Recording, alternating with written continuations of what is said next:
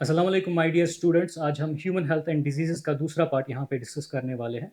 तो इसमें हम कुछ डिजीज़ेज़ डिस्कस करेंगे जो आपकी पेंडिंग है आपके चैप्टर में से, जिससे बेटा आपके बोर्ड के एग्ज़ाम के सारे क्वेश्चंस क्लियर हो जाएँगे। तो हमारे पास यहाँ पे कुछ क्वेश्चंस हैं।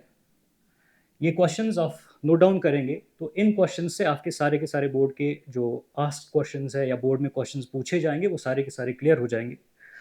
और सबसे पहला क्वेश्चन जो हम यहाँ पे डिस्कस करने वाले हैं दैट इज एड्स। आपको एग्जाम में पूछा जा सकता है कि आप एड्स के बारे में एक नोट लिखिएगा, या एड्स की ट्रांसमिशन के बारे में पूछा जा सकता है, या बेटा आपको एड्स का जो ट्रीटमेंट है या इसकी पैथोजेनेसिस है वो पूछी जाएगी। वो सारी चीज़ें हम इसमें यहाँ पे डिस्कस करेंगे। सबसे पहले एड्स को हम एड्स क्यों बोलते हैं? What is ads?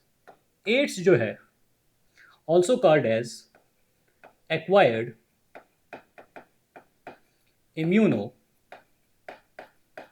Deficiency syndrome.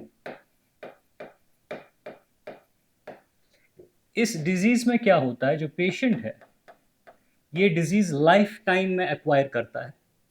It is acquired during the life time of the patient या ऑफ द पर्सन। इसमें इम्यूनो डिफिशियंसी देखी जाती है,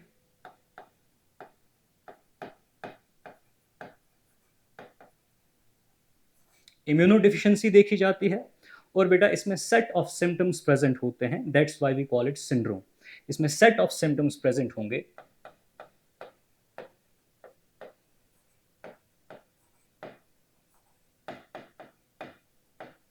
that's why we call it syndrome. तो सबसे पहला पॉइंट जो आप अपने एग्जाम में पेपर पे लिखोगे वो ये कि एड्स को हम एड्स क्यों बोलते हैं।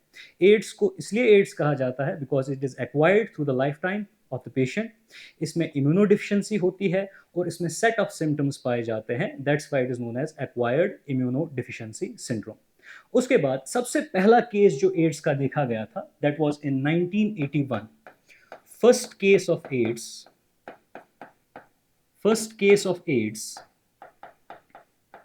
was seen in 1981। और ये जो केस है ये यूएसए में देखा गया था। तो ये पॉइंट आप मेंशन करेंगे अपने पेपर में कि सबसे पहला केस एड्स का 1981 में देखा गया था। तो ये थोड़ा सा इंट्रोडक्शन हो गया एड्स के बारे में। उसके बाद आप बेटा कॉजेटिव ऑर्गेनिज्म डिस्कस करोगे कि ये डिजीज जो है ये किस ऑर्गेनिज्म की वजह से होती है। जो इसका कॉजेटिव ऑर्गेनिज्म है, causative organism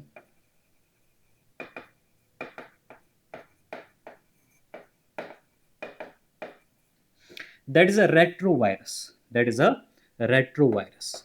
AIDS is caused by a retrovirus। जिस रेट्रोवायरस को आप बेटा ह्यूमन इम्यूनो डिफिशियंसी वायरस बोलते हैं।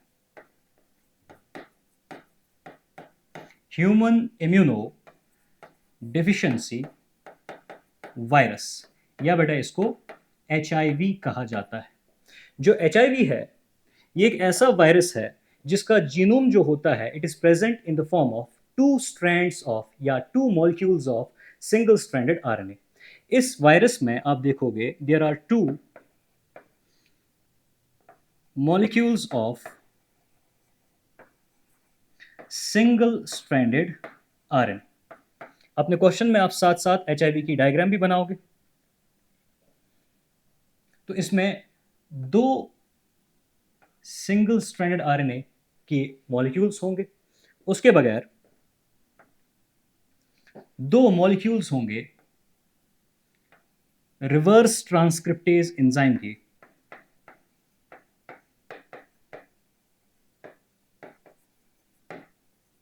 रिवर्स ट्रांसक्रिप्टेज एंजाइम के, उसके बगैर इसमें एक एंजाइम होगा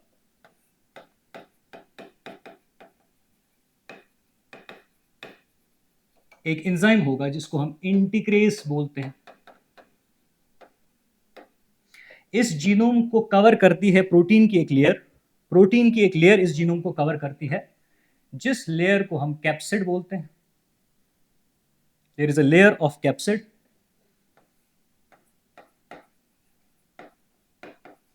और कैप्सिड के around there is another layer of protein जिसको हम मैट्रिक्स बोलते हैं,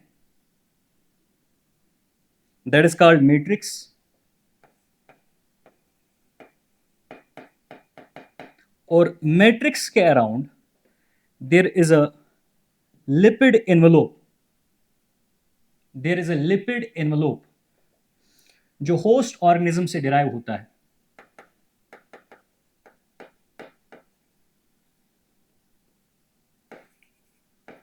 जो होस्ट ऑर्गेनिज्म से डिराइव होता है, इस लिपिड एनवलोप के ऊपर ग्लाइकोप्रोटीन के नॉब्स प्रेजेंट होते हैं जो अटैचमेंट के लिए इंपॉर्टेंट है। होस्ट सेल के साथ अटैच होने के लिए these glycoprotein knobs are important.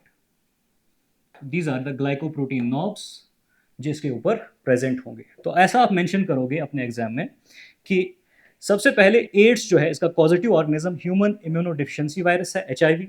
इसमें जो एचआईवी का स्ट्रक्चर होता है उसमें आप देखोगे there are two molecules of single stranded RNA, उसके साथ रिवर्स ट्रांसक्रिप्टेज एंजाइम, उसके बाद इंटीग्रेस एंजाइम, उसके साथ साथ कैप्सिड की एक लेयर, उसके बाद एक और प्रोटीन की लेयर जिसको हम मैट्रिक्स बोलते हैं, और बेटा उसके बगैर lipid envelope, lipid envelope, and lipid envelope is surrounded by glycoproteins, glycoproteins. ये आपका पॉजिटिव ऑर्गेनिज्म हो गया और इसका सारा का सारा स्ट्रक्चर जो है वो आप एग्जाम में मेंशन करेंगे। उसके बाद मोड ऑफ ट्रांसमिशन, ये डिजीज ट्रांसमिट कैसे होती है। Mode of transmission,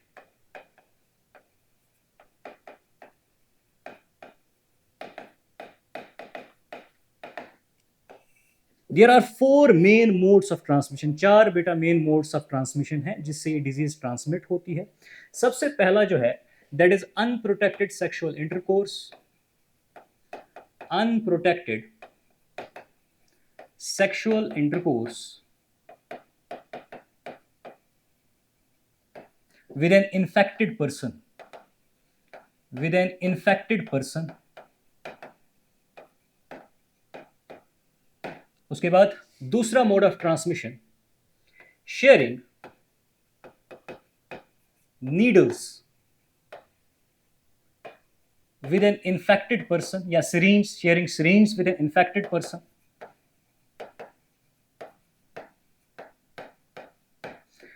Third mode of transmission is transfusion of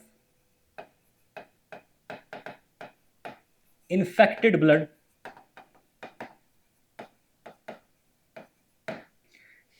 and the last is from infected mother to the child, to the child. ये 4 मेन मोड्स ऑफ ट्रांसमिशन है जिससे ads जो है एक इन्फेक्टेड पर्सन से एक नॉर्मल पर्सन में transmit हो सकता है।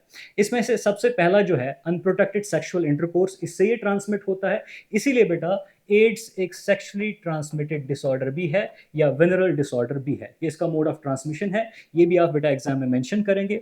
उसके बाद हमारे पास इंक्यूबेशन पीरियड है। जब एक पर्सन को इन्फेक्शन होता है किसी भी डिजीज का, इन्फेक्शन होने के बाद एक पीरियड होता है जब ये पर्सन एसिम्प्टोमेटिक रहता है।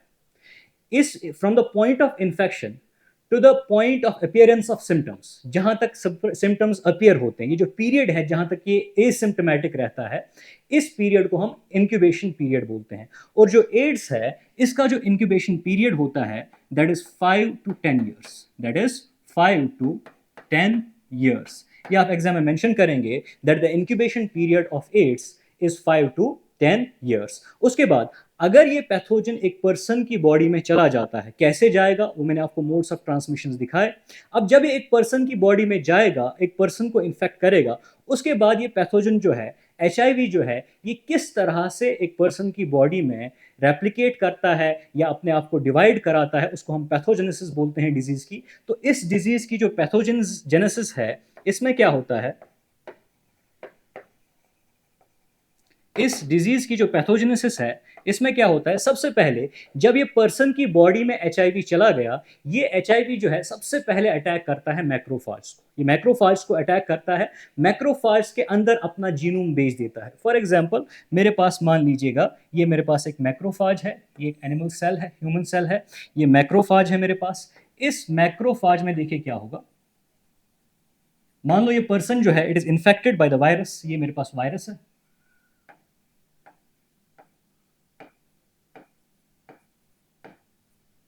दिस इज द वायरस, ये इसका जीनोम है।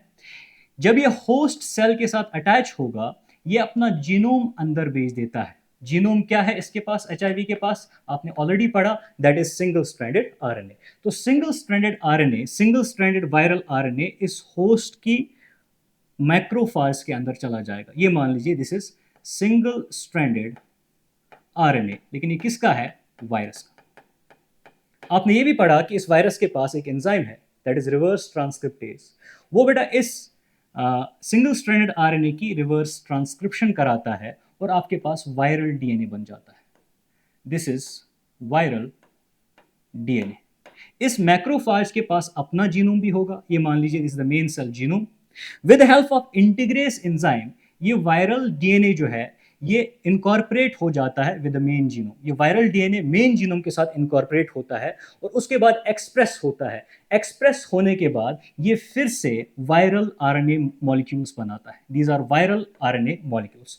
वायरल आरएनए मॉलिक्यूल बनने पे ये वायरल आरएनए मॉलिक्यूल एक्सप्रेस होते हैं और अपना प्रोटीन बनाते हैं, resulting in formation of multiple viruses या multiple copies of this HIV virus. ये मल्टीपल कॉपीज जब एचआईवी वायरसेस के बन गए, उसके बाद ये जो वायरसेस है इस मैक्रोफाज से बाहर निकलते हैं। इन दिस मैनर आप बोल सकते हो कि ये जो मैक्रोफाज है it acts as a factory for HIV. तो एग्जाम में आप इसको ऐसे मेंशन करोगे, सबसे पहले क्या होगा, upon entering the body of the person, जैसे ही एचआईवी बॉडी में चला जाएगा, this HIV attacks or infects the macrophages।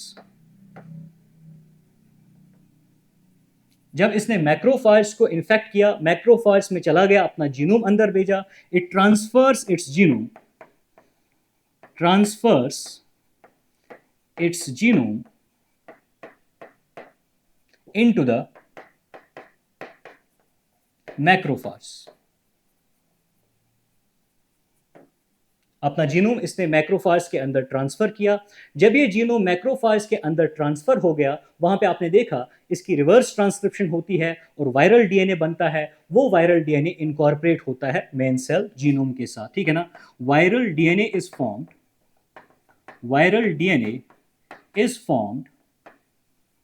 which gets incorporated with the main cell genome, with the main cell या macrophage, main genome of macrophage.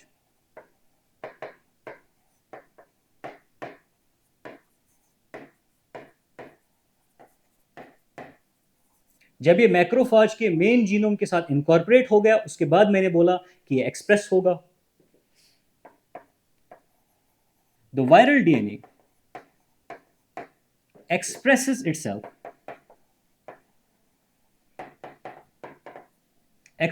itself resulting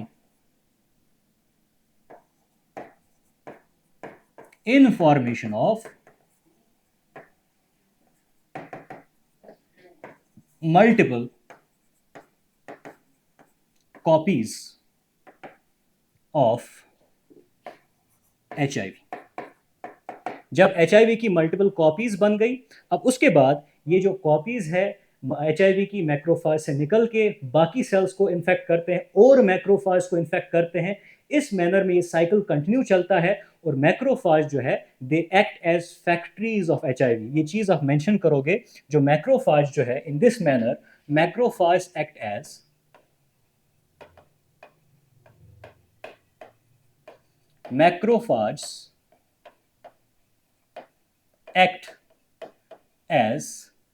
factories of HIV। ये जो HIV होता है इसके पास बेटा एक ग्लाइकोप्रोटीन होता है G120, उसकी मदद से ये हेल्पर टी सेल्स के रिसेप्टार के साथ अटैच हो जाता है। ये हेल्पर टी सेल्स को अटैक करता है। लेकिन जब ये हेल्पर टी सेल्स को अटैक करता है, हेल्पर टी सेल्स को अटैक करने के बाद ये उनकी लाइसिस कराता है, जिसकी वजह से हेल्पर टी सेल्स का नंबर इस पर्सन में बहुत ही कम होता है। That means these HIV molecules या the virus attacks the helper T cells causing their lysis. जब बेटा HIV की लाइसिस हो गई, that results in decrease in the number of HIV in this person. इस पर्सन में क्या होता है? Decrease in the number of helper T cells। और आपको पता है, आपने पिछले वाले पार्ट में पढ़ा होगा कि हेल्पर टी सेल्स जो है एक इंपॉर्टेंट पार्ट होता है हमारे एक्वायर्ड इम्यून सिस्टम का। ये इन्वॉल्व होता है ह्यूमोरल इम्यूनिटी में भी इन्वॉल्व होता है, सेल मीडिएटेड इम्यूनिटी में भी इन्वॉल्व होता है। जब हेल्पर टी सेल्स का नंबर डिक्रीज हो गया, उसकी वजह से ये जो पर्सन है ये इम्यूनो कॉम्प्रोमाइज हो जाता है, इसमें इम्यूनो डिफिशियंसी हो जाती है। इसीलिए हम फाइनली यहाँ पे मेंशन करेंगे दिस रिजल्ट्स इन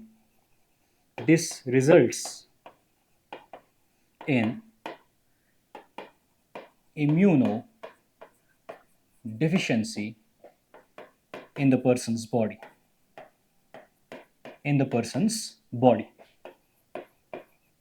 अब जब इम्यूनोडिफिशियंसी हो गई, उसके बाद इस पर्सन में सिम्टम्स आएंगे। जब ये पर्सन इम्यूनो कॉम्प्रोमाइज्ड इसकी बॉडी हो जाती है, ये पर्सन जो है सबसे पहले इसमें कुछ सिम्टम्स आते हैं, जैसे कि इसमें बेटा अचानक से फीवर, बाउट्स ऑफ फीवर आता है, इसमें डायरिया होता है, इसमें बेटा वेट लॉस होता है। लेटर ऑन ऐसा होता है क्योंकि ये इम्यूनो कॉम्प्रोमाइज्ड है, इस पर्सन में आप देखोगे कुछ कॉमन पैथोजेंस जो हमारे हैं वो आराम से इसको इन्फेक्ट करके इसमें डिजीज कॉज कर पाते हैं, जिनको हम अपॉर्चुनिस्टिक माइक्रोब्स बोलते हैं, अपॉर्चुनिस्टिक पैथोजेंस बोलते हैं। जैसे कि हमारे पास टॉक्सोप्लाज्मा है, जैसे कि हमारे पास माइकोबैक्टीरियम है, या और माइक्रोब्स जो हमारे इन्वायरमेंट में है, जो यूजुअली हमें इन्फेक्ट करने पे हमारा इम्यून सिस्टम उनको टॉलरेट करता है। हमारा इम्यून सिस्टम जो है वो उनको इन्फेक्शन फैलाने नहीं देता। हमारा जो यहाँ पे हेल्पर टी सेल्स का नंबर कम हो गया है, उसकी वजह से ये पर्सन क्योंकि इम्यूनो कॉम्प्रोमाइज्ड है, ये पैथोजेंस आराम से इसको इन्फेक्ट कर पाते हैं, आराम से डिजीज कॉज कर पाते हैं। इसीलिए हम कहते हैं कि this person is immuno compromised.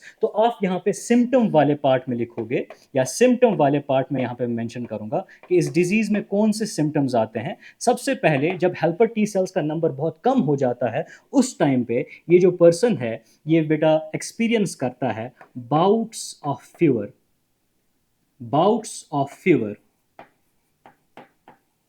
Diarrhoea, weight loss, extra. और उसके बाद ये जो पर्सन है is easily infected by common pathogens, for example toxoplasma, mycobacterium and other microbes। इनको हम अपॉर्चुनिस्टिक पैथोजेंस भी बोलते हैं, क्योंकि ये इम्यूनो कॉम्प्रोमाइज है, ये इजीली इसमें इन्फेक्शन कॉज करते हैं। अब बेटा ये जो पेशेंट है, क्योंकि ये इम्यूनो कॉम्प्रोमाइज्ड हो गया है, इसमें ये जो इन्फेक्शंस है ये ईजिली हो सकते हैं। अब उसके बाद इसका क्या कोई ट्रीटमेंट है? इस डिजीज़ का क्या कोई ट्रीटमेंट है? There is no complete treatment for HIV infection या एड्स का कोई भी कंप्लीट ट्रीटमेंट नहीं है। लेकिन लाइफ स्पैन बढ़ाने के लिए जो एड्स के पेशेंट्स हैं उनको हम एंटी रेट्रोवायरल ड्रग्स देते हैं। जैसे कि हार्ट है, highly active anti retroviral drugs है, एक कम्बिनेशन ऑफ ड्रग्स है जो इन पेशेंट्स को दिया जाता है, जिससे इसका लाइफ स्पैन इंक्रीज होता है, क्योंकि इन ड्रग्स की वजह से इस पेशेंट में वायरल लोड कम हो जाता है। तो यहाँ पे मैं मेंशन करूंगा ट्रीटमेंट में सबसे पहले आप याद रखेंगे there is no complete treatment में there is no complete treatment complete treatment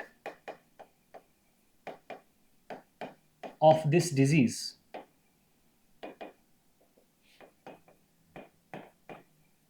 उसके बाद the patient is given antiretroviral drugs या antiretroviral treatment to increase lifespan. अब क्योंकि हमारे पास कोई कंप्लीट ट्रीटमेंट नहीं है इस डिजीज का, तो सबसे बेहतर चीज या सबसे बेस्ट चीज इसमें हम क्या कर सकते हैं, that is prevention, that is prevention. So the last point of this disease या of this question is prevention. इस डिजीज को अगर हम ट्रीट नहीं कर सकते तो इसको प्रिवेंट कैसे किया जाए.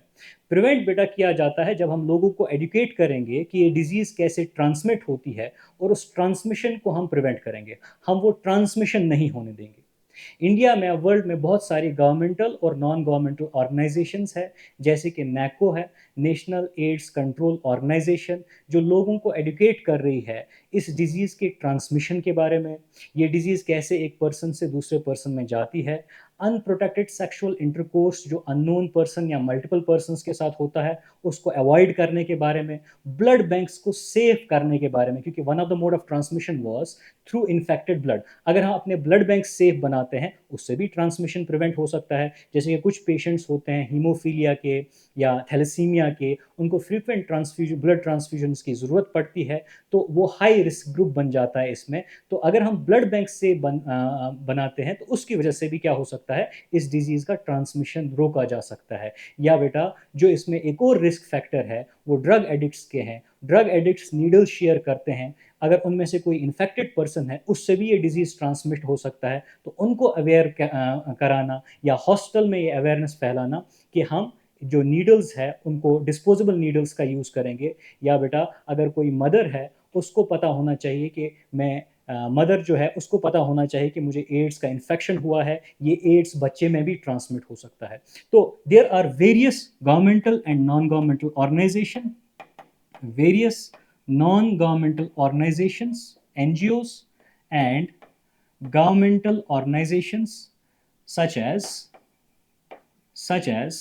National AIDS Control Organization, which educate people about transmission of this disease. उसके बगैर मैंने क्या बोला, making blood banks safe, educating people about safe sexual practices,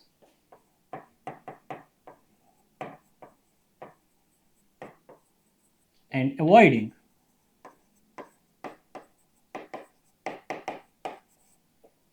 sexual intercourse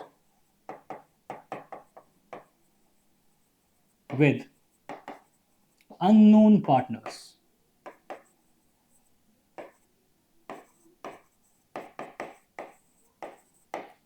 तो ये बेटा प्रिवेंशन है, क्योंकि इसका कोई ट्रीटमेंट नहीं है, तो सबसे बेस्ट चीज़ हम ऐसा कर सकते हैं, हम इस डिजीज़ को ट्रांसमिट होने से प्रिवेंट करते हैं. नाउ द लास्ट पॉइंट, इस डिजीज़ को हम डायग्नोस कैसे करेंगे, that is a diagnostic test. जो स्टैंडर्ड डायग्नोस्टिक टेस्ट यूज़ होता है एड्स के लिए, that is ELISA, enzyme linked immunosorbent assay. इसके बगैर हम वेस्टर्न ब्लॉटिंग का भी यूज़ करते हैं, लेकिन ELISA आप ऐसा याद रखोगे, ELISA एक स्टैंडर्ड टेस्ट है जो एड्स के डिटेक्शन के लिए या डायग्नोसिस के लिए यूज़ होता है. उसके बाद कंफर्मेशन के लिए यूजुअली वेस्टर्न ब्लॉटिंग का यूज़ करते हैं. तो नेक्स्ट पॉइंट आप इसमें याद रखोगे, diagnostic test, the diagnostic test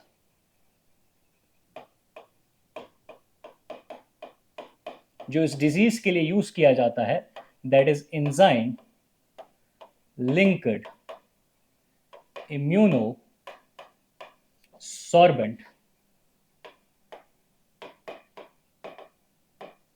ऐसे. एलाइसा।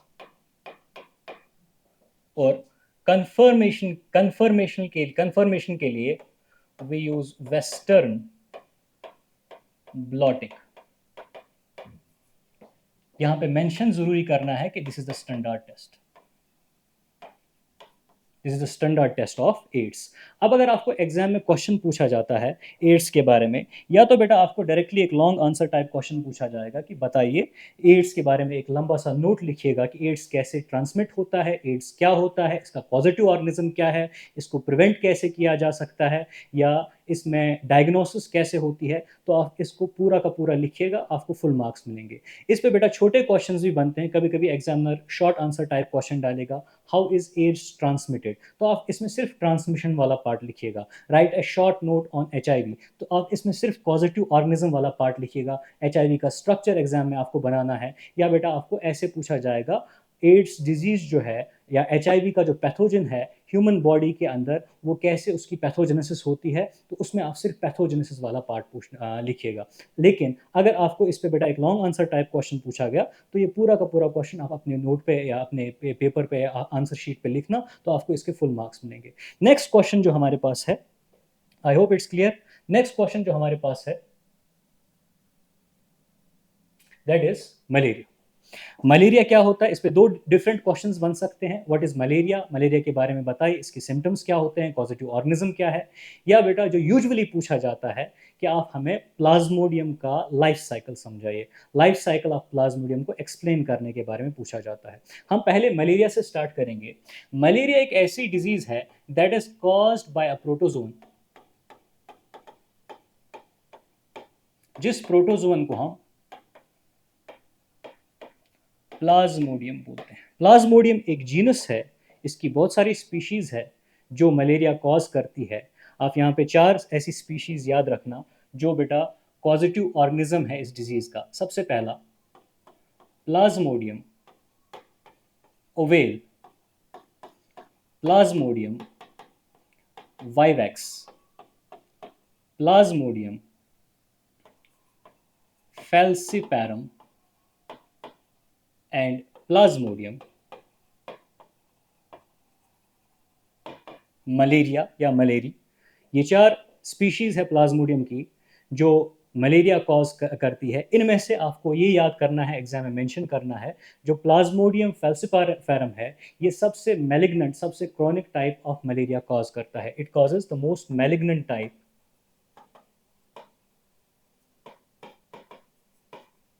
Of malaria. पहला point that is positive organism, ये हो गया। दूसरा पॉइंट जो आप मेंशन करोगे कि इसमें ट्रांसमिशन जो होता है वो कैसे होता है। जो ये डिजीज है it is transmitted by a female anopheles mosquito. इसमें female mosquito as a vector काम करता है, या ये डिजीज जो ट्रांसमिट होती है ये फीमेल एनाफिलीज मॉस्किटो से ट्रांसमिट होती है। पहला point, it is transmitted by female Anopheles mosquito। और साथ में ये भी याद रखना है ये अपना लाइफ साइकिल जो है वो 2 होस्ट में कंप्लीट करता है। जो फीमेल एनाफिलीज मॉस्किटो है इसका वेक्टर भी है डिजीज का और ये इसका होस्ट भी है, ठीक है ना। और ये होस्ट होने के साथ साथ प्राइमरी होस्ट है। आप ऐसा याद रखो कि द प्लाज्मोडियम या the pathogen completes its life cycle in 2 hosts। कौन कौन सा होस्ट है? ह्यूमन बींग्स और फीमेल एनाफिलीज मॉस्किटो। जो ह्यूमन बींग्स है ये इसके सेकेंडरी होस्ट, और जो फीमेल एनाफिलीज मॉस्किटो है it is the primary host. ये मेंशन करना है। ऐसा क्यों?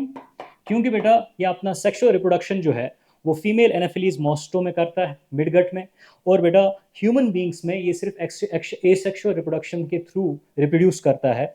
जहाँ पे सेक्सुअल रिप्रोडक्शन होगा, जहाँ पे फर्टिलाइजेशन होगी, उस वाले होस्ट को हम प्राइमरी होस्ट बोलते हैं। तो आप ऐसा याद रखिएगा, प्लाज्मोडियम जो है ये अपना लाइफ साइकिल 2 होस्ट में कंप्लीट करता है। डाइजेनेटिक पैथोजन है। पहला होस्ट जो है दैट इज ह्यूमन बींग, वो सेकेंडरी होस्ट है, अभी लाइफ साइकिल में देखेंगे। दूसरा होस्ट जो है दैट इज फीमेल एनाफिलीज मॉस्टो, वो इसका प्राइमरी होस्ट है। साथ साथ आप बेटा ये भी याद रखिएगा, जो ये डिजीज है मलेरिया, इसमें कॉमन सिम्टम्स जो होते हैं, ये सिम्टम्स कैसे होते हैं अभी लाइफ साइकिल में समझ आ जाएगा। कॉमन सिम्टम्स जो इसमें होते हैं that is cycles of fever. इस पेशेंट में फीवर के साइकिल्स होते हैं, चिल्स एक्स्ट्रा। अब ये डिजीज में पैथोजेनेसिस कैसे होती है वो तब समझ आता है जब हम प्लाज्मोडियम का लाइफ साइकिल पढ़ते हैं। तो क्योंकि ये ट्रांसमिट होता है ड्यू टू फीमेल एनाफिलीज मॉस्टो, तो आप ऐसा मान के चलेंगे हमारे पास एक इन्फेक्टेड फीमेल एनाफिलीज मॉस्टो है। और जो इन्फेक्टेड फीमेल एनाफिलीज मॉस्टो होता है, इसके सेलिवरी ग्लैंड्स में एक इन्फेक्टिव स्टेज होती है, एक इन्फेक्टिव स्टेज होती है मलेरिया की या प्लाज्मोडियम की, जिसको हम स्पोरोजोइट बोलते हैं।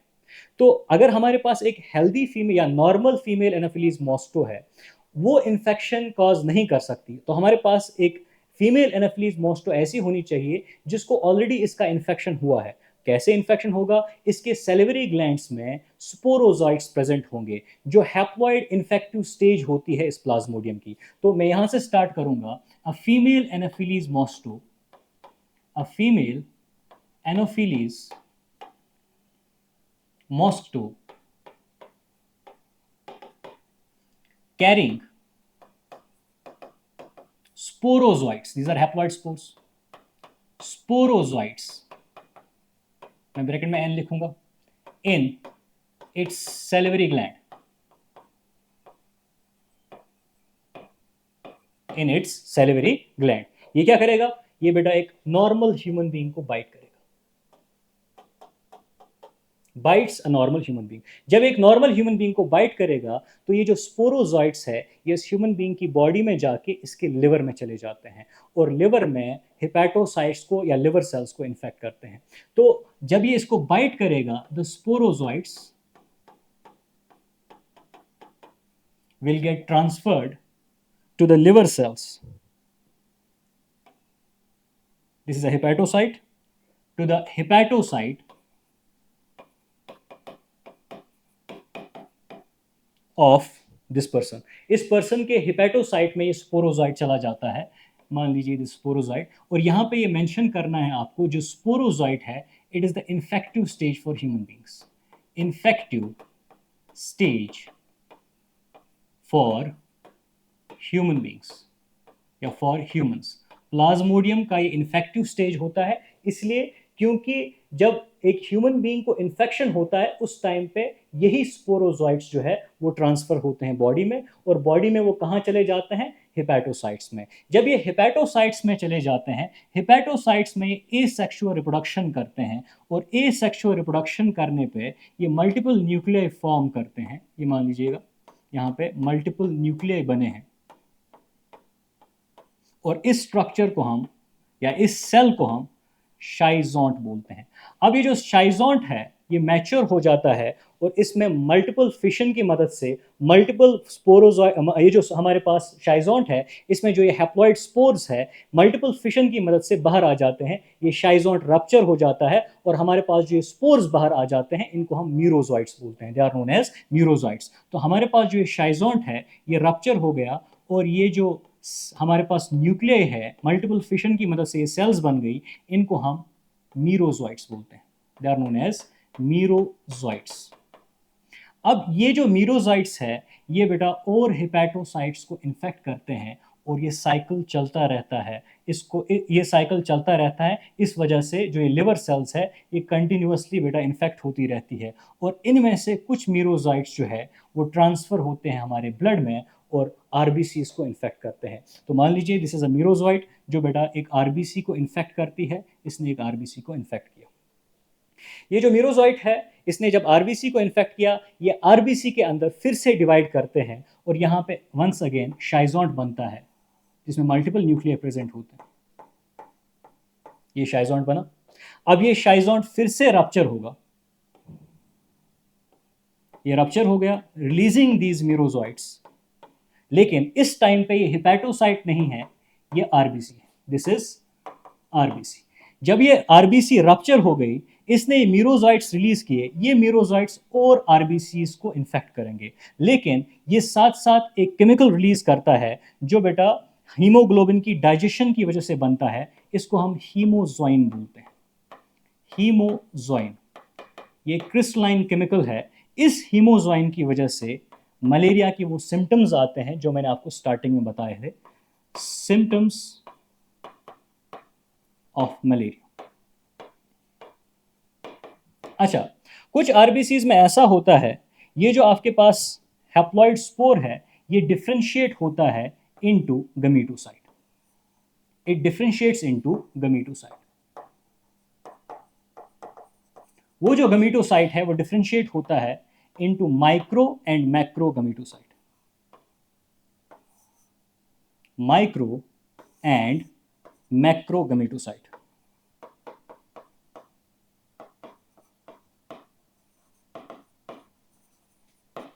And macro गमीटोसाइट।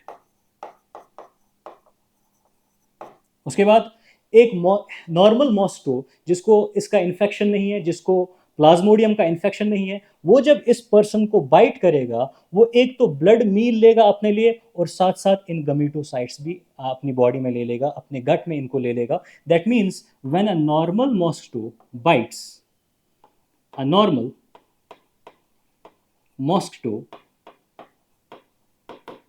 bites this person,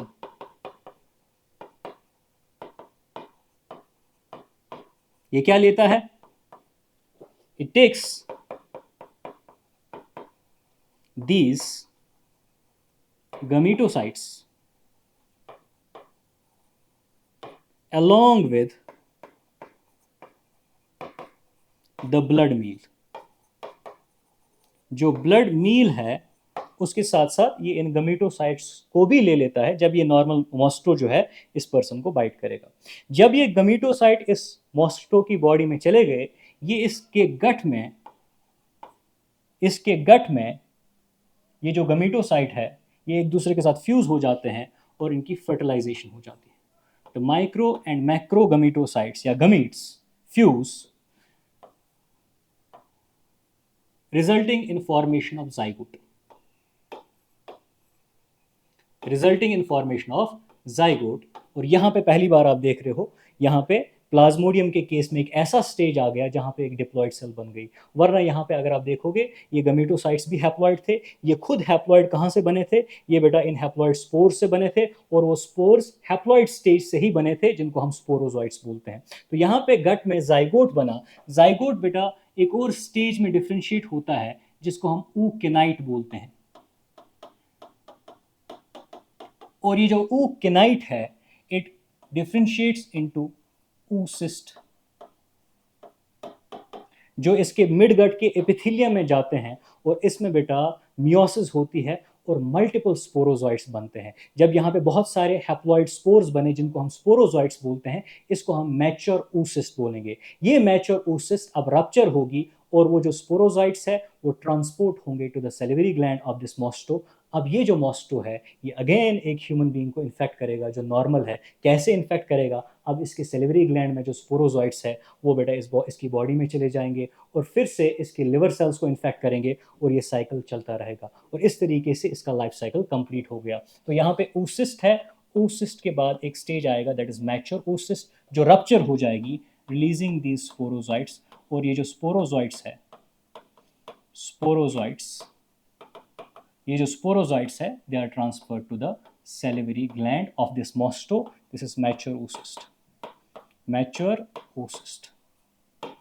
तो ये इसका लाइफ साइकिल कंप्लीट हो गया। अब इस लाइफ साइकिल में अगर आप देखोगे, इसने अपना ये वाला स्टेज जो है, इस लाइफ साइकिल में अगर आप देखोगे जो इसका यहाँ से लेके यहाँ तक जो इसका स्टेज है जिसमें मोस्टली आप देखोगे ए सेक्सुअल रिप्रोडक्शन हुई, वो इसने ह्यूमन बींग्स में गुजारी।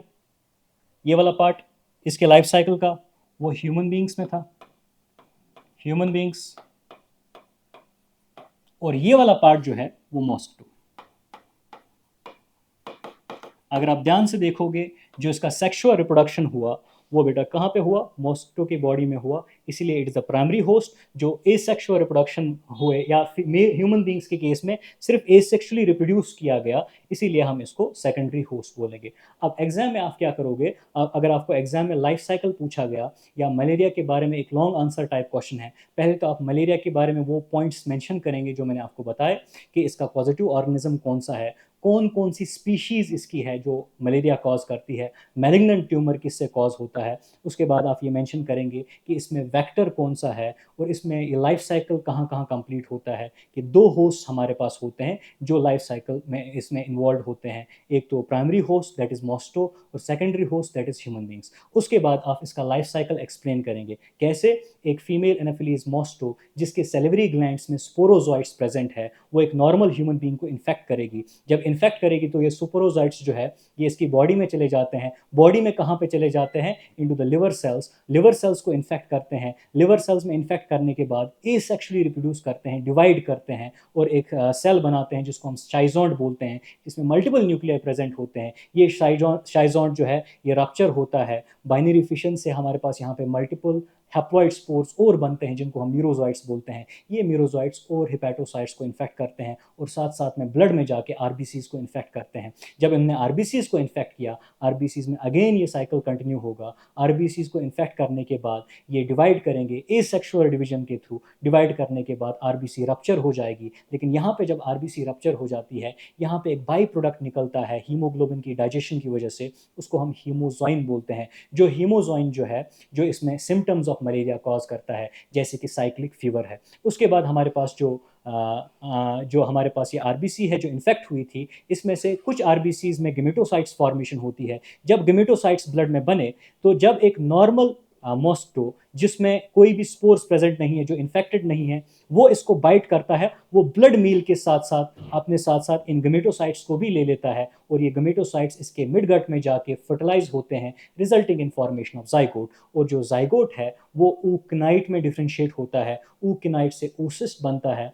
oocyst में बेटा मियोसिस के थ्रू, क्योंकि ये डिप्लॉइड सेल थी जाइगोट, मियोसिस के थ्रू मल्टीपल स्पोर्स बनते हैं जिनको हम स्पोरोजोइट्स बोलते हैं, जो ट्रांसपोर्ट होते हैं to the salivary gland of this mosquito. अब ये जो मॉस्किटो है, अब एक जब हेल्दी ह्यूमन बीइंग को बाइट करेगा, उसमें स्पोरोजोइट्स फिर से ट्रांसमिट होंगे। तो अलग अलग करके इन पॉइंट्स को मेंशन करना है और इस फ्लो चार्ट को आप अपने बोर्ड में बनाएंगे, इससे आपको इस क्वेश्चन में सारे के सारे मार्क्स आ जाएंगे।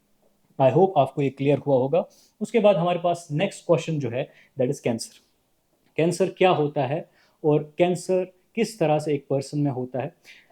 देखिए कैंसर जो है इस पे आपको डिफरेंट क्वेश्चंस पूछे जा सकते हैं। दैट इज आपको बोला जाएगा एक शॉर्ट सा नोट लिखिए, 3 मार्क्स का क्वेश्चन होगा कैंसर के बारे में। और आपको पूछा जा सकता है कैंसर कॉज कैसे होता है। आपको पूछा जा सकता है कैंसर को हम डायग्नोस कैसे करते हैं। और बेटा ये भी पूछा जा सकता है इसमें हम ट्रीटमेंट कैसे करते हैं। तो हम क्या करेंगे, हम सारा का सारा कैंसर यहाँ पे डिस्कस करेंगे। अगर as a long answer type question पूछा गया तो आप सारा का सारा जो मैंने आपको यहाँ पे पढ़ाऊंगा वो सारा आप अपने पेपर में लिखिएगा, तो आपको फुल मार्क्स मिलेंगे। लेकिन अगर इस पर छोटे छोटे क्वेश्चंस पूछे गए, शॉर्ट आंसर टाइप क्वेश्चंस पूछेंगे, जैसे कि ट्रीटमेंट इसका कैसा होता है, तो आप सिर्फ ट्रीटमेंट वाला पार्ट अपने पेपर में लिखिएगा। जैसे कि आपको पूछा जाएगा बताइए difference between benign tumours and malignant tumours, तो आप सिर्फ वो बिनाइन ट्यूमर और मैलिग्नेंट ट्यूमर वाला पार्ट अपने पेपर में मेंशन करना। So starting with cancer. Cancer क्या होता है ह्यूमन बींग्स में या किसी भी ऑर्गेनिज्म में, आप देखोगे जो सेल डिवीजन है, cell division is a highly regulated process. It's a highly regulated process. एक हाईली रेगुलेटेड प्रोसेस। जब ये रेगुलेशन का मैकेनिज्म ब्रेक होता है, उसकी वजह से जो सेल्स है वो अनकंट्रोल्ड डिवीजन करती है। और जब अनकंट्रोल्ड डिवीजन किया, that results in formation of a mass of cells, उसको हम ट्यूमर बोलते हैं। That mass of cells is known as tumour. When there is breakdown of there is breakdown of this mechanism of regulation that results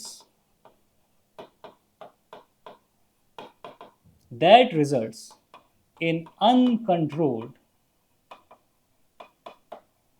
cell division, resulting in formation of a mass of cells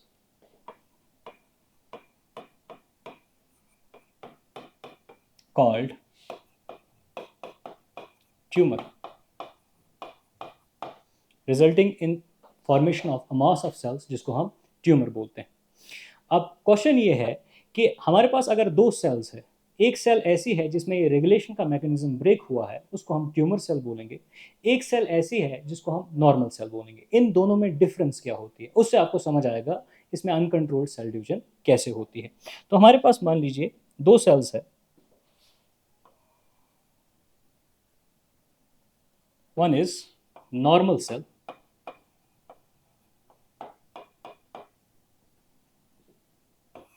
another is tumor cell। दोनों में difference क्या होगा, देखिए जो normal cell है इसमें controlled cell division होगा, जो ट्यूमर सेल है इसमें अनकंट्रोल्ड सेल डिवीजन होगा। जो हमारे पास नॉर्मल सेल है इसके पास एक प्रॉपर्टी होती है, उस प्रॉपर्टी को हम कांटेक्ट इनहिबिशन बोलते हैं। कांटेक्ट इनहिबिशन एक ऐसी प्रॉपर्टी है जब ये सेल्स डिवाइड करने लगती है एक टिश्यू में, जब एक सेल दूसरे सेल के नज़दीक या कांटेक्ट में आती है, यहाँ पे सेल डिवीजन स्टॉप किया जाता है ताकि ये जो सेल है ये उस टिश्यू के अंदर ना जाए, उस टिश्यू को इन्वेड ना करे। इस प्रॉपर्टी को हम कांटेक्ट इनहिबिशन बोलते हैं। ये प्रॉपर्टी हर एक नॉर्मल सेल में प्रेजेंट होती है, but this property is not present in case of tumour cells. तो मैं यहाँ पे मेंशन करूंगा कांटेक्ट इनहिबिशन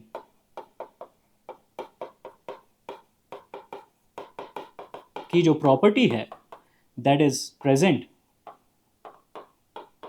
यहां पे कांटेक्ट इनहिबिशन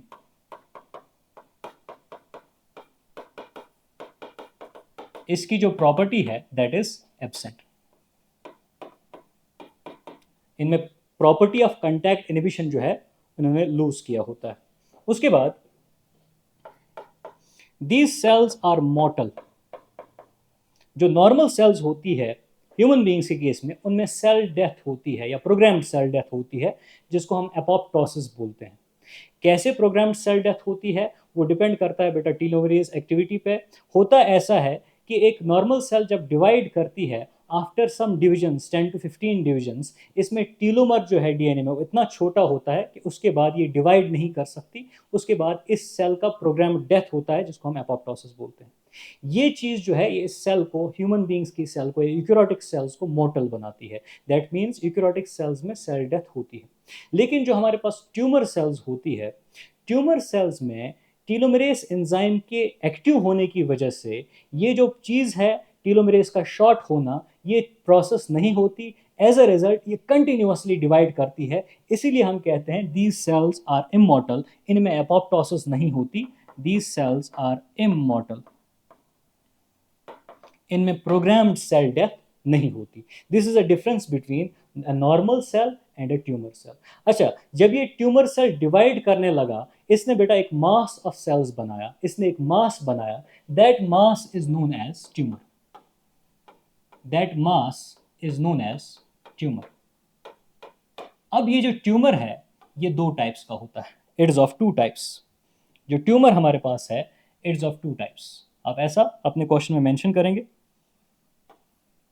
ट्यूमर दो तरह का होता है। Number one is benign tumour.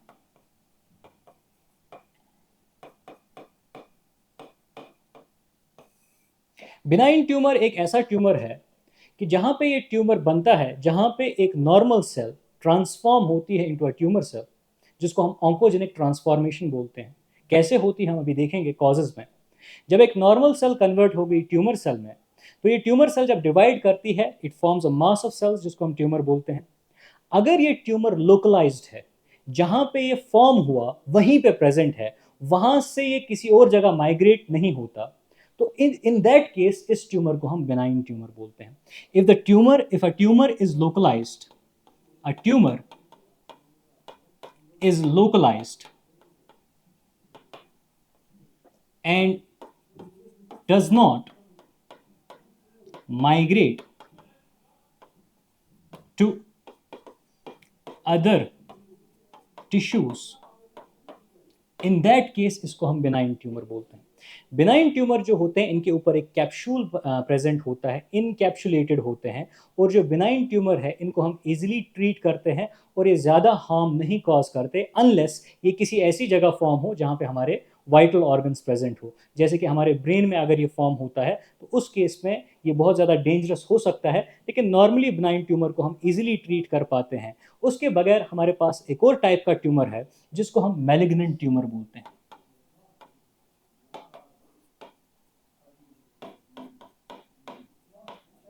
जो मैलिग्नेंट ट्यूमर हमारे पास होता है, इसमें जो ट्यूमर सेल्स डिवाइड करके इन्होंने एक मास ऑफ सेल्स बनाया साइट ऑफ ओरिजिन पे, उसके बाद with help of connective tissue इसमें से कुछ सेल्स जो है वो बेटा स्लो ऑफ हो जाती है, निकल जाती है और दूसरी जगह पे माइग्रेट करती है और वहाँ पे ट्यूमर कॉज करती है। इस प्रोसेस को हम मेटास्टेसिस बोलते हैं। जब एक ट्यूमर लोकलाइज ना हो, जब एक ट्यूमर की सेल्स एक जगह से माइग्रेट करे और दूसरी जगह जाके वहाँ पे एक और नया ट्यूमर कॉज करे, इसको हम मेटास्टेसिस बोलते हैं। ये वाली प्रॉपर्टी जो है ये मैलिग्नेंट ट्यूमर्स में प्रेजेंट होती है। They possess the property of metastasis. आपको बेटा very short answer type questions में पूछा जा सकता है, व्हाट इज मेटास्टेसिस। मेटास्टेसिस एक ऐसी प्रॉपर्टी है, it's a property of malignant tumours by which the tumor cells migrate to other tissues and cause new tumors।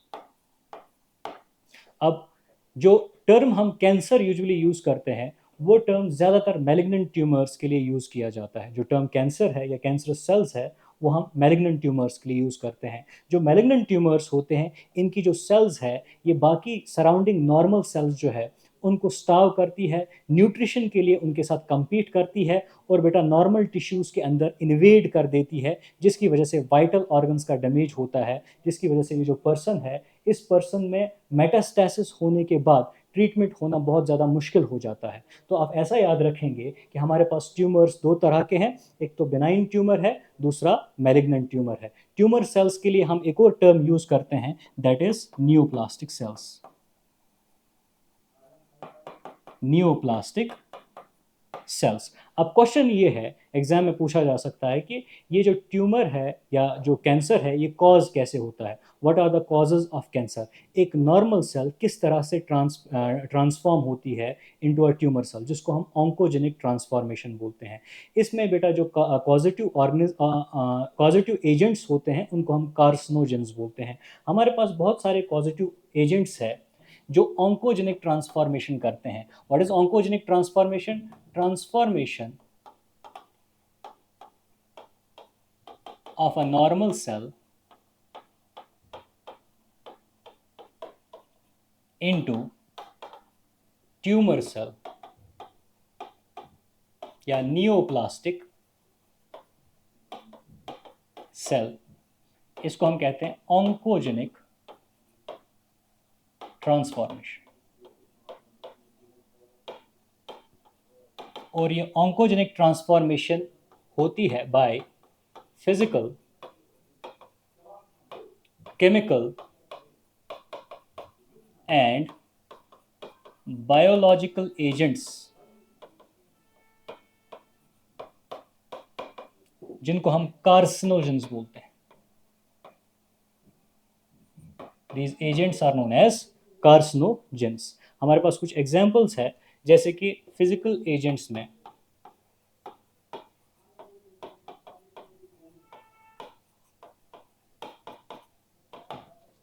Ionising radiations,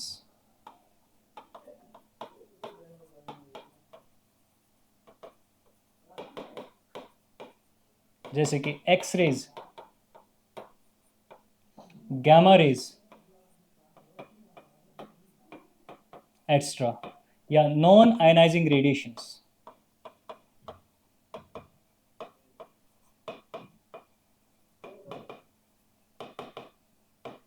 जैसे कि UV rays. These are the physical agents जो एक normal cells की oncogenic transformation करते हैं। इसके बगैर हमारे पास एग्जाम्पल्स है केमिकल एजेंट्स की,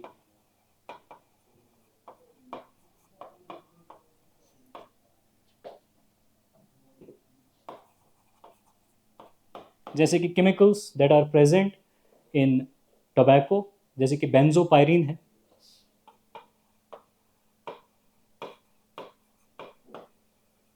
बेंजीन है, या नेचुरली अकरिंग सब्सटेंस है जिसको हम एस्बेस्टॉस बोलते हैं।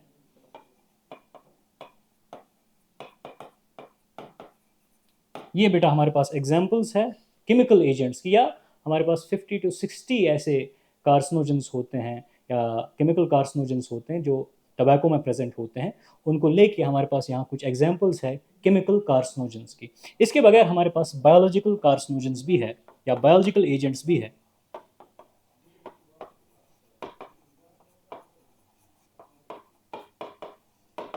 जो ऑन्कोजेनिक ट्रांसफॉर्मेशन करते हैं, जैसे कि viruses that contain viral oncogenes. हमारे पास कुछ ऐसे वायरस है जैसे कि ह्यूमन पेपिलोमा वायरस है, हेपेटाइटिस बी वायरस है, जिनके पास वायरल ऑन्कोजीन्स होते हैं जो एक नॉर्मल सेल को जब इन्फेक्ट करते हैं उस नॉर्मल सेल की ऑन्कोजेनिक ट्रांसफॉर्मेशन होती है। So some viruses that contain viral oncogenes, जैसे कि example human papilloma virus, hepatitis B virus extra, these are examples of viruses जो जिनके पास वायरल ऑन्कोजीन होता है। ये भी एक नॉर्मल सेल की ऑन्कोजेनिक ट्रांसफॉर्मेशन करते हैं। इसके बगैर हमारे पास कुछ जीन्स होते हैं हमारी जीनोम में जिनको हम प्रोटो ऑन्कोजीन्स बोलते हैं। प्रोटो ऑन्कोजीन्स, ये जीन्स रेगुलेशन में इन्वॉल्व होते हैं, सेल डिवीजन की रेगुलेशन में यूजुअली इन्वॉल्व होते हैं। लेकिन अगर प्रोटो ऑन्कोजीन्स का म्यूटेशन हो जाए तो उसकी वजह से भी ऑन्कोजेनिक ट्रांसफॉर्मेशन हो सकती है। तो ये पॉइंट भी आप एग्जाम में मेंशन कीजिएगा that mutation of these genes results in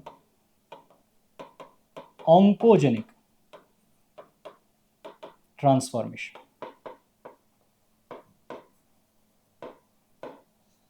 results in oncogenic transformation. तो अगर एग्जाम में आपको शॉर्ट आंसर टाइप क्वेश्चन आया कि कैंसर कॉज कैसे होता है, तो आप लिखिएगा कि कैंसर जो है it is cause by physical, chemical and biological agents जिनको हम कार्सिनोजेंस बोलते हैं। कार्सिनोजेंस क्या क्या करते हैं, एक नॉर्मल सेल को न्यूप्लास्टिक सेल में कन्वर्ट करते हैं, उसको हम ऑन्कोजेनिक ट्रांसफॉर्मेशन बोलते हैं।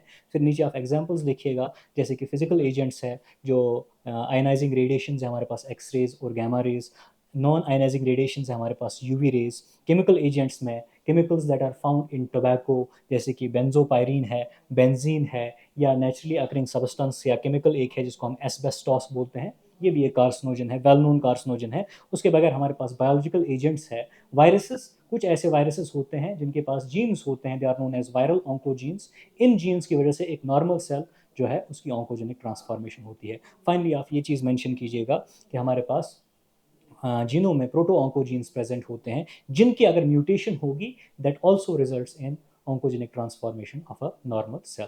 ये बेटा हो गया कि ये डिजीज़ कॉज कैसे होती है।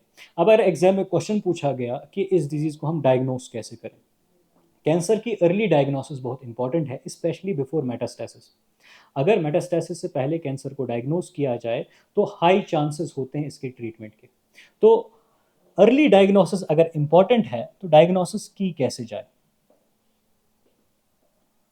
Next point, diagnosis.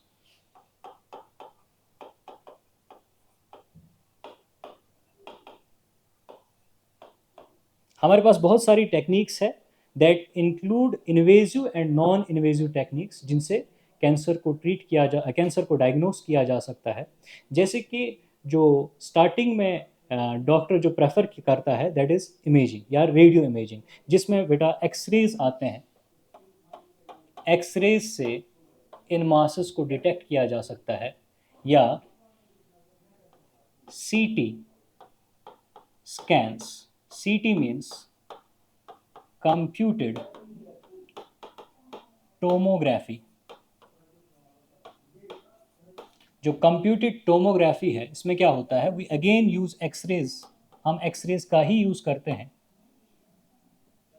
Use X rays to generate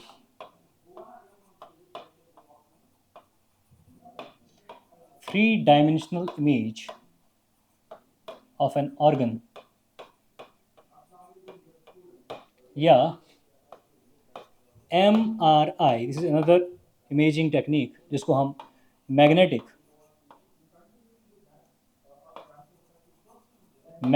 resonance imaging बोलते हैं।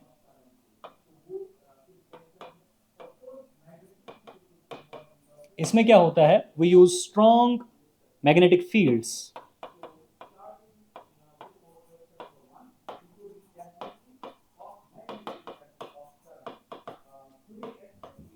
and radiations to generate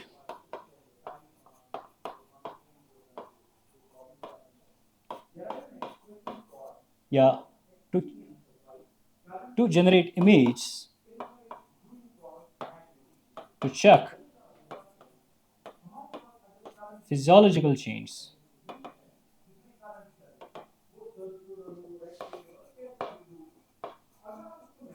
in a tissue।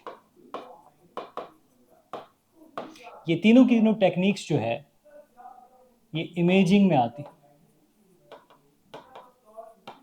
तो इन टेक्निक्स से बेटा हम मास ऑफ सेल्स या ट्यूमर डिटेक्ट कर सकते हैं क्या एक ऑर्गन में प्रेजेंट है या नहीं।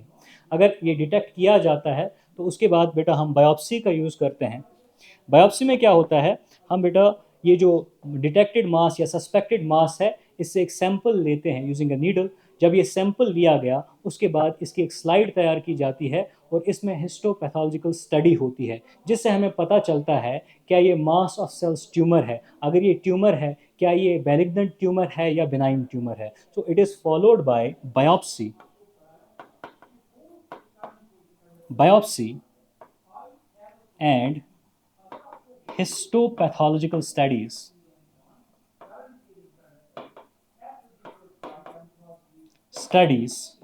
of the sample, जिससे हम इस डिजीज को डिटेक्ट कर सकते हैं। उसके बगैर हमारे पास कुछ ऐसे कैंसर्स हैं जैसे कि ब्लड कैंसर है,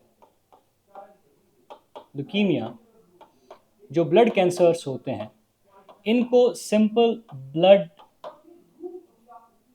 स्टडी से डिटेक्ट किया जा सकता है। तो हमारे पास इमेजिंग आ गई जिसमें हमारे पास एक्सरेज है, computed tomography again X ray to generate a three dimensional image, हमारे पास एमआरआई है जिससे हम मास ऑफ सेल्स डिटेक्ट कर सकते हैं, ट्यूमर का मास डिटेक्ट कर सकते हैं।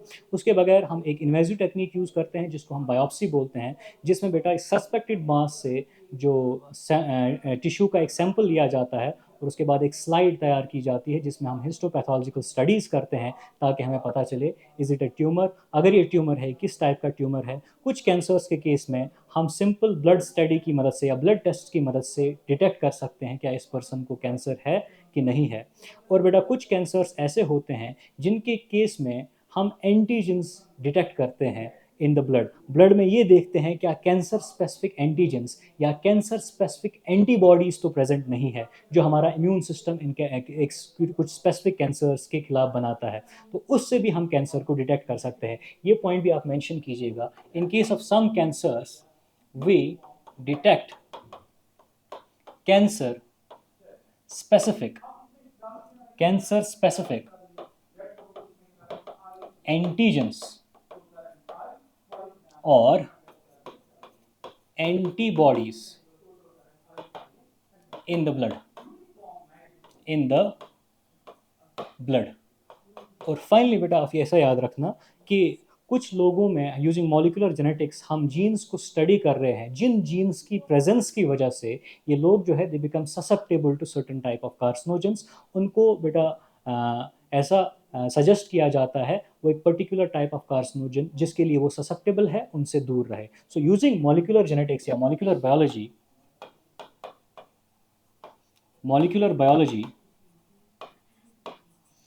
we study genes in people that make them susceptible to certain type of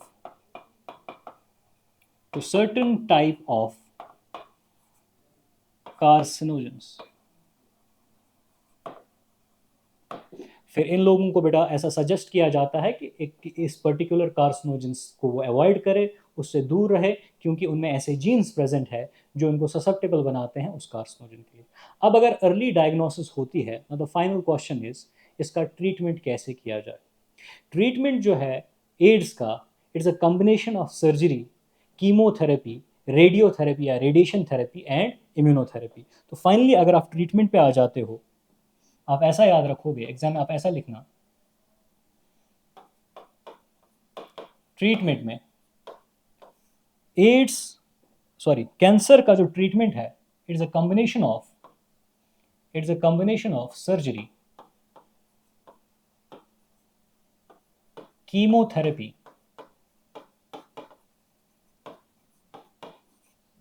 radiotherapy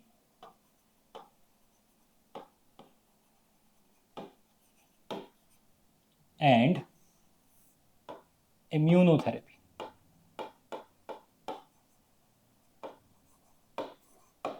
most of the cancers को ट्रीट करने के लिए इन ट्रीटमेंट्स की कॉम्बिनेशन दी जाती है।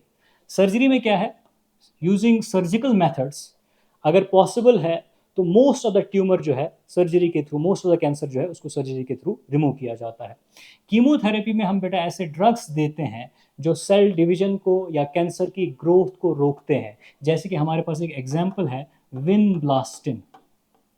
Vinblastine is an example of a drug जो बेटा कैंसर के ग्रोथ को रोकता है। उसके बगैर हमारे पास रेडियोथेरेपी है, हम रेडिएशन का यूज़ करके इरेडिएट करते हैं कैंसरस सेल्स को या ट्यूमर सेल्स को, while protecting the surrounding normal tissue. जो सराउंडिंग का नॉर्मल टिश्यू है उसको प्रोटेक्ट करते हुए जो ट्यूमर सेल्स है जितना हो सके उनको इरेडिएट कर देते हैं। उसके बाद हमारे पास इम्यूनोथेरेपी है। इसमें हम क्या करते हैं, हम पेशेंट को बायोलॉजिकल रेस्पॉन्स मॉडिफायर्स देते हैं। बायोलॉजिकल रेस्पॉन्स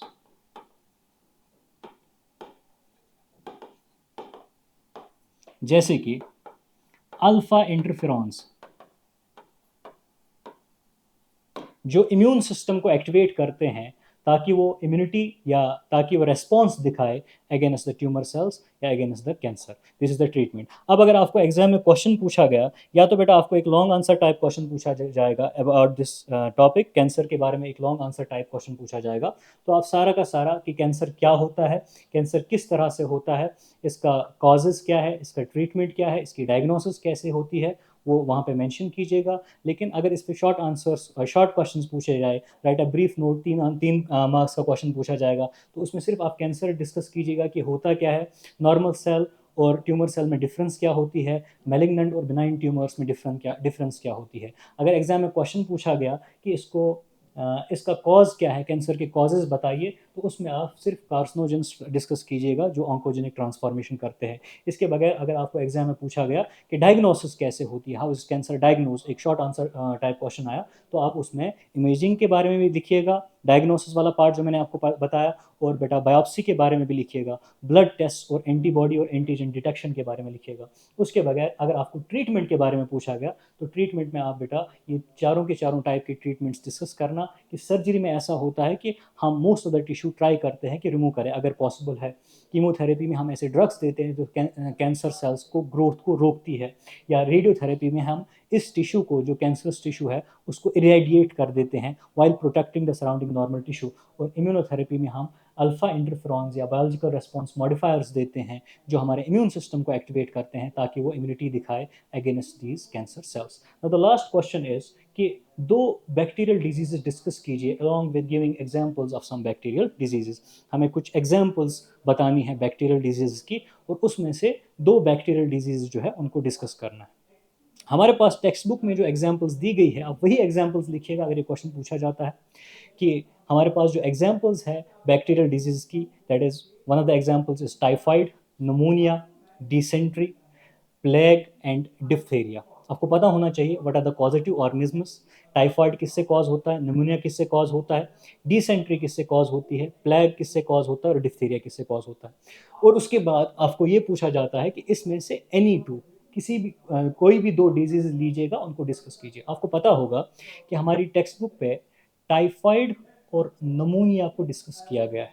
तो अगर ये क्वेश्चन पूछा जाता है, तो जब भी ये क्वेश्चन पूछा जाएगा उसमें आपको टाइफाइड और नमूनिया को डिस्कस करना है और ब्रीफली डिस्कस करना है। We will start with typhoid.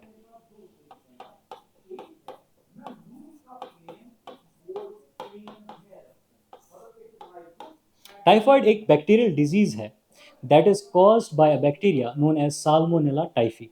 तो सबसे पहले आप लिखना इसका पॉजिटिव ऑर्गेनिज्म जो है that is salmonella typhi. Salmonella typhi इसका पॉजिटिव ऑर्गेनिज्म है। उसके बाद ये बताना है कि ये डिजीज ट्रांसमिट कैसे होती है। This disease is transmitted by contaminated food and water, जो कंटेमिनेट होता है by the faeces of infected person, जो कंटेमिनेट होता है by the faeces of infected person. तो मोड ऑफ ट्रांसमिशन में आप मेंशन करना it is transmitted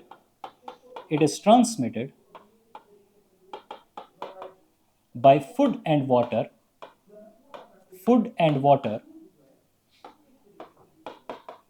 contaminated by feces of infected person। Mode of transmission. उसके बाद common symptoms.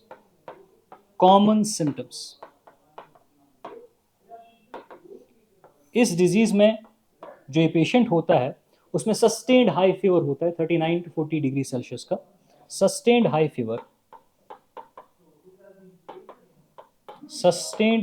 Fever of 39 degrees to 40 degree Celsius, loss of appetite,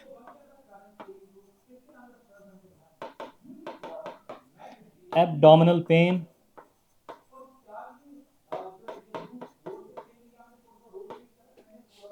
constipation।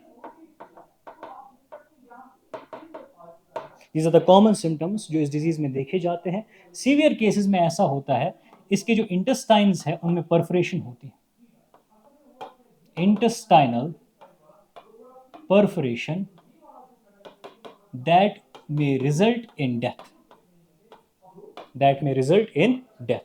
इस disease में बेटा हम डायग्नोस्टिक टेस्ट जो स्टैंडर्ड यूज करते हैं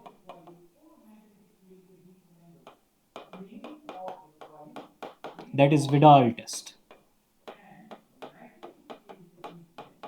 ये मेंशन करना है। और फाइनली आप मेंशन करोगे the case of Mary Mallon. Short में इसको मेंशन करना है। देयर वाज अ लेडी जिसका नाम मैरी मेलन है, जिसको बेटा फेमसली टाइफाइड मैरी कहा जाता है। जो मैरी मेलन है ये कुछ ऐसे लोग होते हैं लेस देन 1% जो एसिम्टोमेटिक रहते हैं इस इन्फेक्शन के बावजूद, जिनमें सिम्टम्स अपीयर नहीं होते। बहुत कम ऐसे लोग होते हैं। तो Mary Mallon was one of those people जिसको इन्फेक्शन था और वो एसिम्टोमेटिक थी। उसका एक बेकरी का शॉप है अकॉर्डिंग टू द स्टोरी, और वो प्रॉपर हाइजीन मेंटेन नहीं करती थी, जिसकी वजह से ये डिजीज़ जो है ये पूरे के पूरे टाउन में स्प्रेड हो गई। उस टाइम पे एंटीबायोटिक्स डिस्कवर नहीं हुए थे, तो इसीलिए बहुत एक इम्पॉर्टेंट केस बन गया था, बहुत सारे लोगों की डेथ हो गई थी और फाइनली ये पता चला कि जो ट्रांसमिशन हो रहा है ये एक पर्सन की वजह से हो रहा है जिसका नाम मैरी मिलन है। तो लास्ट में ब्रीफली आप इस चीज़ को वहाँ पे मेंशन करोगे, that is the case of Mary Mallon, जिसको फेमसली टाइफाइड मैरी कहा जाता है। दूसरी जो डिजीज़ है बैक्टीरियल डिजीज जो आपको पता होनी चाहिए, दैट इज निमोनिया। निमोनिया जो है it's a bacterial disease that is caused by haemophilus influenzae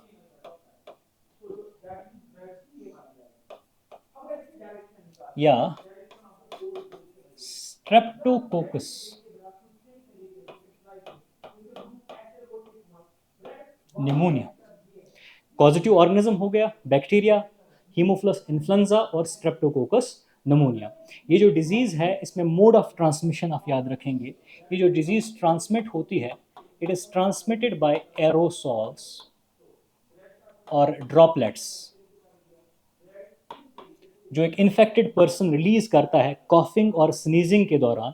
और उसके बगैर अगर आप इस इन्फेक्टेड पर्सन के कंटैक्ट में आते हैं, इसके साथ यूटेंसिल्स शेयर करते हैं या इसके साथ कोई और चीज़ें शेयर करते हो, तो उसकी वजह से भी ये डिज़ीज़ ट्रांसमिट हो सकती है। तो ये मोड ऑफ ट्रांसमिशन हो गया। जो डिजीज़ है इसमें क्या होता है, लोअर रेस्पिरेटरी ट्रैक्ट इन्फेक्शन होता है ये। इसमें बेटा जो ये पर्सन है इसके लंग्स के अंदर फ्लूइड्स एक्यूमुलेट हो जाते हैं that results in difficulty in breathing. जो ये पर्सन है इसमें fluids accumulate, there is accumulation of fluids in the lungs of the person that results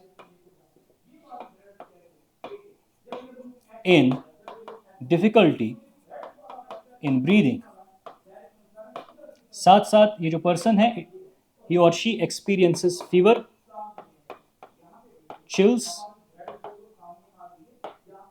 cough, extra. Extreme cases में क्या होता है, इन एक्सट्रीम केसेस ये जो पर्सन है जिसमें नमोनिया हो, इसके जो लिप्स है या फिंगर नेल्स है ये बेटा bluish, greyish to bluish colour के होते हैं। In extreme cases the lips and nails turn greyish to bluish. तो ये दो डिजीजेस हो गई बैक्टीरियल डिजीजेस। अगर आपको एग्जाम में क्वेश्चन आता है ये दोनों डिजीज आप डिस्कस करोगे, that is typhoid and pneumonia. Examples के लिए आप डिसेंट्री एज एन एग्जाम्पल दे सकते हो, that is caused by a group of bacteria जिनको हम शिजला बोलते हैं। प्लेग की आप एग्जाम्पल दे सकते हो, that is caused by bacteria जिसका नाम यर्सीनिया पेस्टिस है। और डिप्थेरिया की आप एग्जाम्पल दे सकते हो, that is caused by corynebacterium diphtheriae. तो ये सिर्फ आपको नाम देना है एज एन एग्जाम्पल और क्वेश्चन में लिखा होगा इनमें से दो डिजीज को डिस्कस कीजिएगा। या अगर बेटा शॉर्ट आंसर टाइप क्वेश्चन आया, वेरी शॉर्ट आंसर टाइप कि बताइए right a brief note on typhoid, सिर्फ आप वहाँ पे टाइफाइड को डिस्कस करेंगे, या right a brief note on pneumonia, वहाँ पे आप नमोनिया को डिस्कस करेंगे। आपके इस वाले पार्ट में, डिजीज वाले पार्ट में जितने भी क्वेश्चन एग्जाम में आ सकते हैं वो सारे के सारे यहाँ पे डिस्कस किए गए हैं, सारे के सारे डिस्कस मैंने यहाँ पे किए। Hope you will do well in your exams. See you next time. Thank you.